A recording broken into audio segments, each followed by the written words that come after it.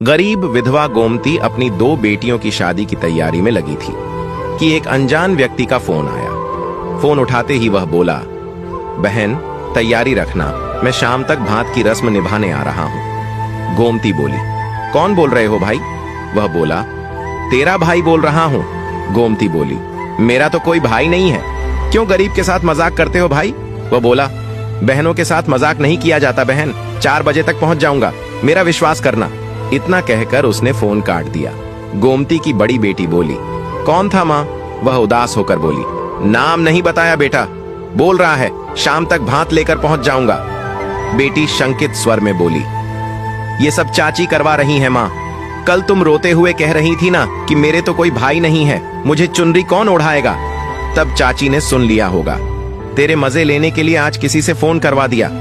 गोमती बोली, भगवान सब देख रहा है, कोई मुंह दुखियारी के साथ मजाक करेगा तो अपने कर्मों की सजा पाएगा। फिर गोमती अपने काम में लग गई। शादी में एक दिन ही बचा था। वह औरत होकर सब कुछ संभाल रही थी। गोमती के 3 संतान थी। बड़ी बेटी 22 साल की थी, उससे छोटी बेटी 20 साल की थी और एक 13 वर्षीय बेटा था। पति का 3 साल पहले बीमारी की वजह से निधन हो गया था। गोमती के एक देवर भी था जिससे बोलचाल बंद थी। इस कारण वह और उसकी पत्नी शादी में नहीं आ रहे थे। उसके कोई भाई नहीं था। पिता बहुत साल पहले भगवान को प्यारे हो चुके थे। इस कारण गोमती माँ को अपने साथ ले आई थी।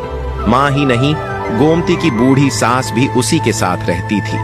वह जैसे तैसे मजदूरी करके 3 बच्चों और 2 बूढ़ी औरतों का भरण पोषण कर रही थी। जमाने की बुरी नजरों के डर से वह जल्दी से जल्दी दोनों बेटियों का ब्याह कर देना चाहती थी।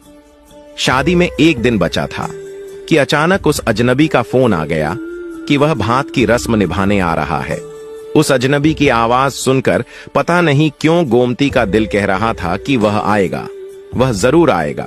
गोमती की आर्थिक हालत ऐसी थी कि वह छोटा सा टेंट भी अफोर्ड नहीं कर सकती थी। आने वाले अजनबी भाई के स्वागत की क्या तैयारी करती? बचपन से लेकर अब तक एक कमी उसे हमेशा रुलाती थी कि उसके कोई भाई नहीं है।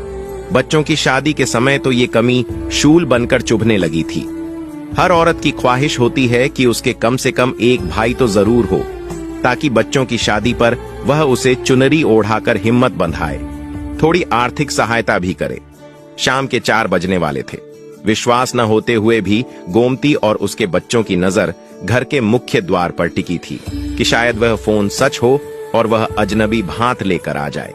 जैसे ही 4 बजे एक चमचमाती लग्जरी कार उसके घर के गेट के आगे आकर रुकी।